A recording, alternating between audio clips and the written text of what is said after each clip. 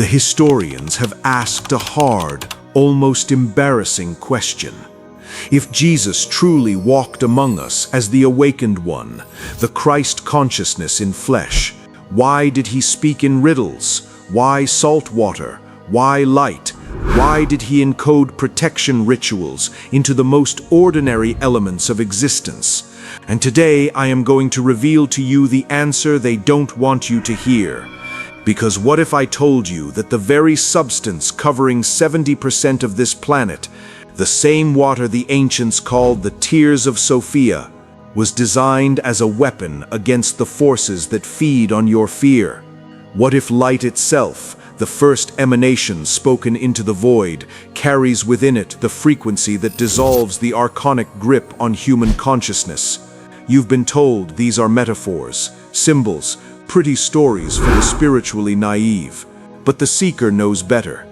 The one who remembers understands that truth hides in plain sight, wrapped in the language of the material world, waiting for those with eyes to see. This is not philosophy. This is survival instruction from the pleroma itself. Let me take you back, not to the sanitized version they teach in marble cathedrals, but to the dusty roads of Galilee where a carpenter's son spoke words that made the powers of this world tremble.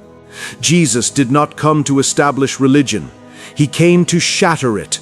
The Gnostic texts, the ones they buried in clay jars and hid in caves, tell a different story than the one you heard in Sunday school.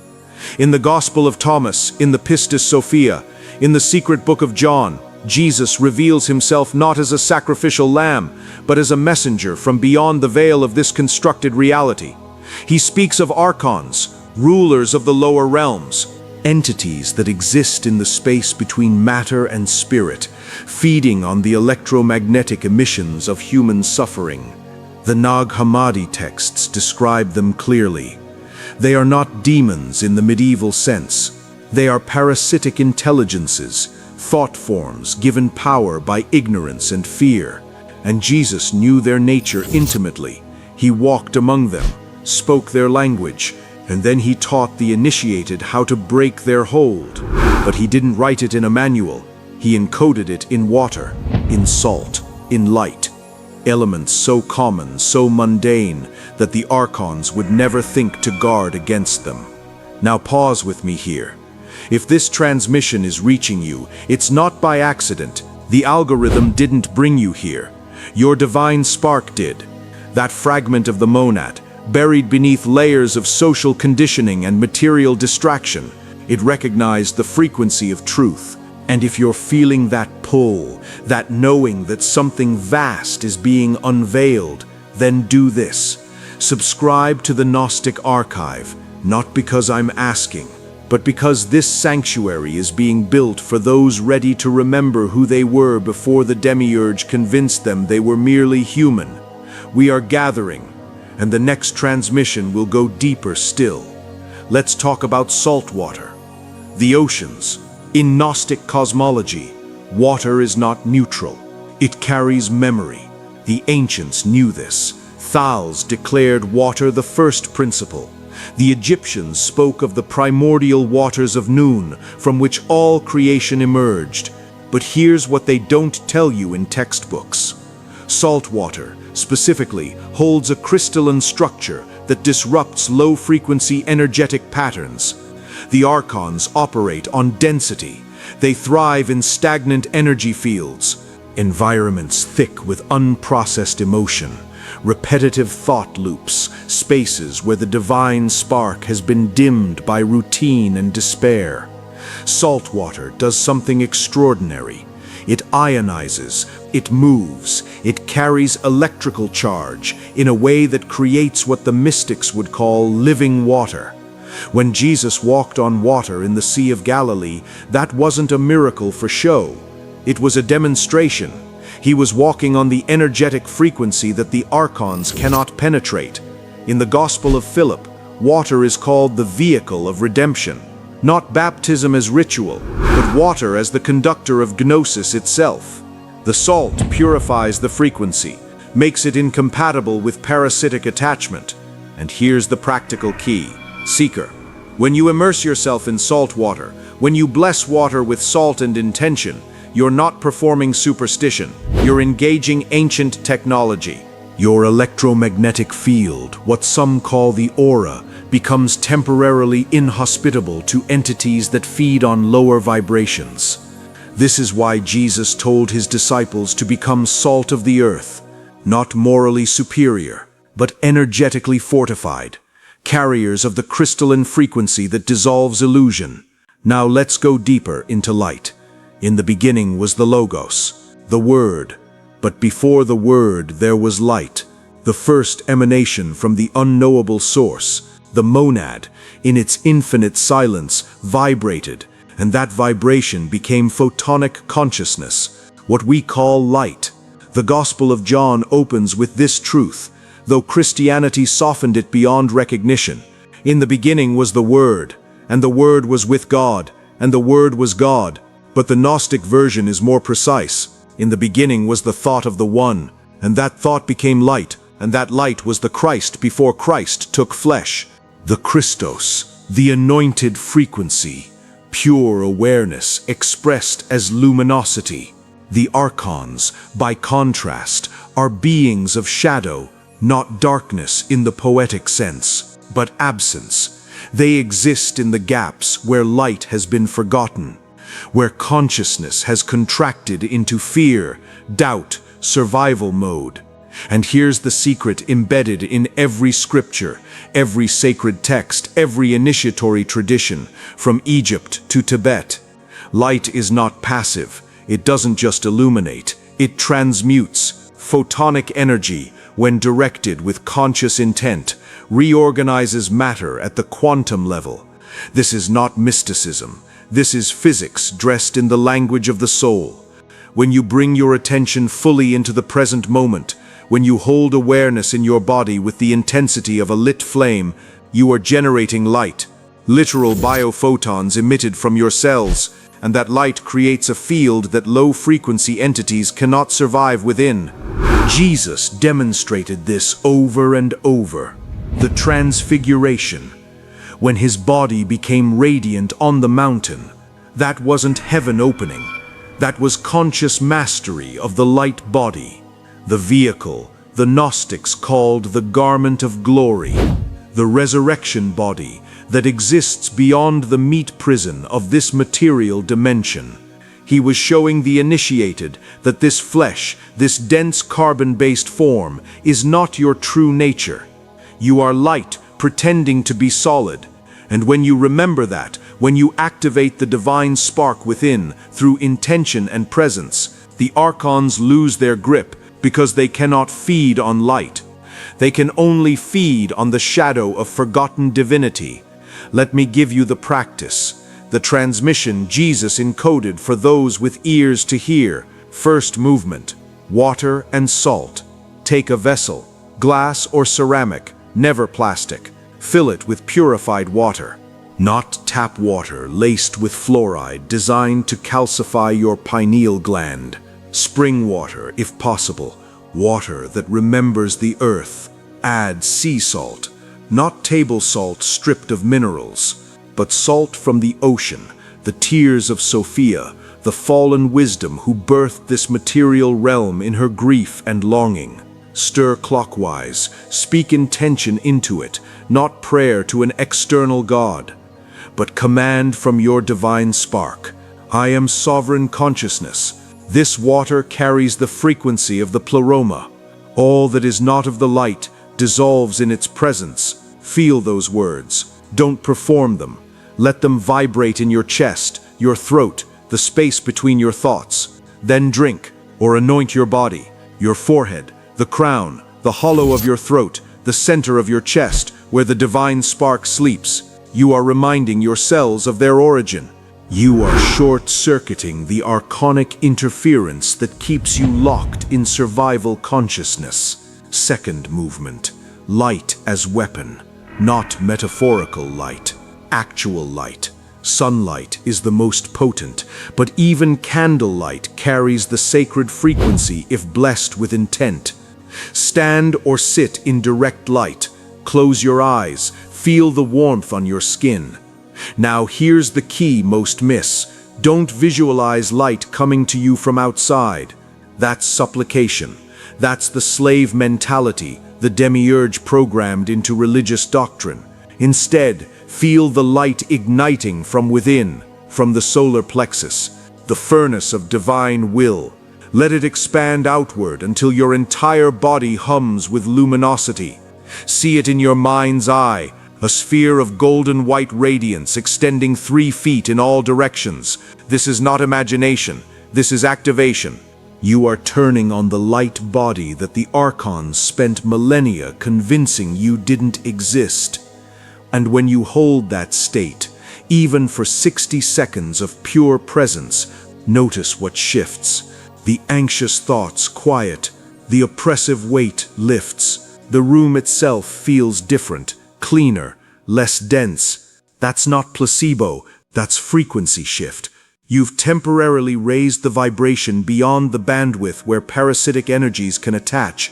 Before we go further, Seeker, let me ask you this. How many times have you felt something watching? A presence in the corner of your vision when you're at your lowest? A weight on your chest at 3 in the morning? A voice in your mind that sounds like you but speaks only in criticism and despair?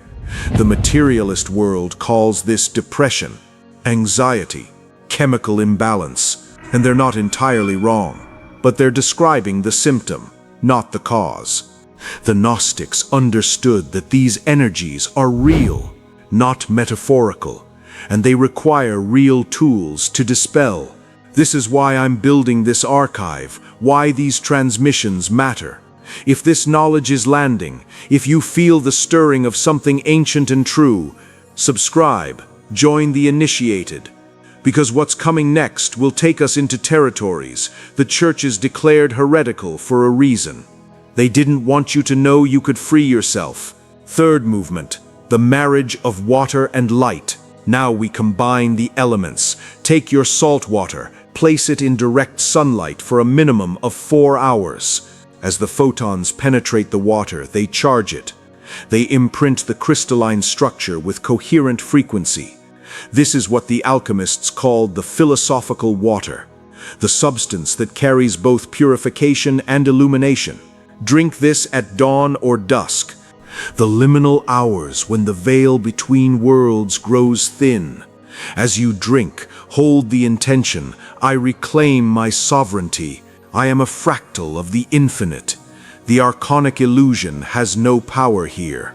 You'll feel it immediately if you're sensitive. A clarity, a subtle electricity in your blood. Your thoughts become sharper. The fog lifts. This is Gnosis in action. Not knowledge about the divine, but direct experience of your own divinity. And that terrifies the rulers of this world, because a sovereign being cannot be controlled, cannot be harvested, cannot be kept asleep in the dream, the demiurge spun from ignorance and matter. Fourth movement, protection of sacred space. Jesus didn't just teach personal practice. He taught energetic hygiene for the spaces we inhabit. Your home, Seeker, is a temple or a prison. The choice is yours. Most live in environments saturated with archonic frequency. Electronic devices emitting disruptive EMF, clutter that traps stagnant energy, arguments and unprocessed emotion leaving psychic residue on the walls. Here's the ritual. Take your charged salt water, walk the perimeter of your space, sprinkle it in the corners, the thresholds, the places where energy pools. As you move, speak authority. This space is consecrated to the light of the pleroma. Only that which serves the highest unfoldment may enter here. You are not asking permission, you are declaring law. Then light a candle in the center of each room. Let it burn for at least an hour. The flame does more than illuminate. It transmutes, consumes the dense frequencies and releases them as purified energy. Do this weekly, especially after conflict, illness, or any event that brought heavy emotion into your home. You are training yourself to be a conscious steward of frequency, a keeper of the light. And the Archons, those opportunistic feeders, will find no foothold.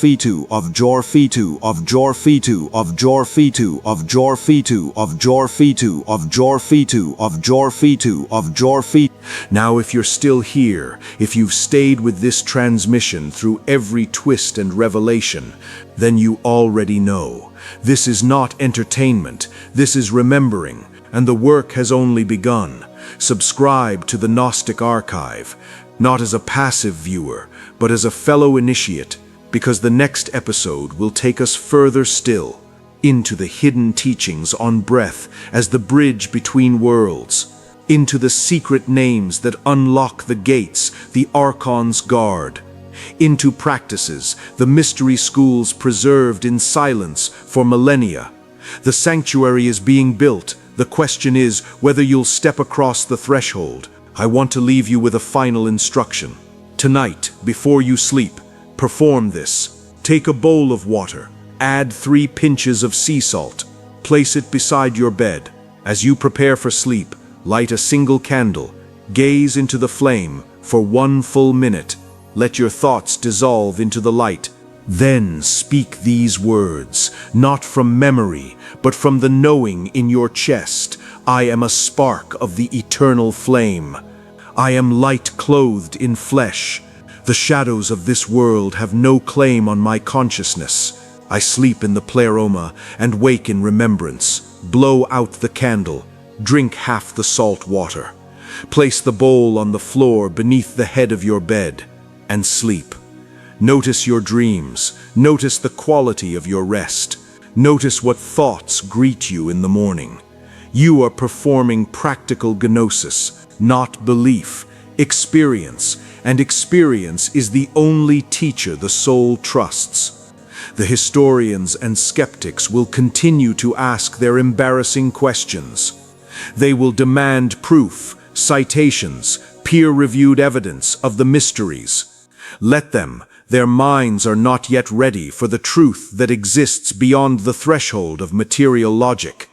But you, seeker, you who have stayed until this final word, you know that some truths can only be verified through direct encounter, that the deepest wisdom lives not in books but in the marrow of your bones, in the silent space between heartbeats where the divine spark whispers its eternal nature. Jesus encoded these teachings in saltwater and light, not to hide them from the masses, but to preserve them for those ready to do the work. Because true gnosis demands participation, it cannot be given, only remembered. And you are remembering now. I can feel it through the words, through the frequency these sentences carry, through the recognition blooming in your awareness that this is not new information. This is ancient remembering. You've known this before, in other lives, other forms, other cycles of descent and return. And now here, in this particular configuration of atoms you call a body, in this particular moment they call the 21st century, you are being called to wake fully, to stop rehearsing the awakening and actually embody it. The Gnostic Archive exists for this purpose. Not to entertain, but to ignite, to provide the tools, the context, the transmissions that act as kindling for the divine spark within you. Each episode is designed as an initiatory experience, a descent into forgotten wisdom followed by an ascent into personal sovereignty. And if you commit to this path, if you subscribe and engage with each transmission as sacred instruction rather than content, you will transform. Not someday, now. In the space between this word and the next, you are already shifting, already shedding layers of archonic conditioning, already stepping into the frequency of the Christos consciousness that Jesus embodied and beckons you to claim. So I'll ask you directly, are you ready to stop seeking and start remembering? Are you ready to use the tools hidden in plain sight and reclaim your energetic sovereignty? Are you ready to join the sanctuary of those who read beyond the lines, who see through the veil, who refuse to be bound by the limitations of this lesser creation? If yes, then act. Subscribe to the Gnostic Archive. Share this transmission with another who carries the light, even if they've forgotten how to see it. And most importantly, tonight, perform the practice. Saltwater and light. Simple, ancient, devastating to the forces that profit from your sleep. The Archons have had millennia to build their systems, but you have something they can never touch, the divine spark. The fragment of the monad that chose to descend into matter for the sole purpose of remembering itself and returning home victorious. Activate it, nurture it, let it burn so brightly that the shadows flee without effort. This is the path of the initiated, and you, seeker, are already walking it. Welcome home.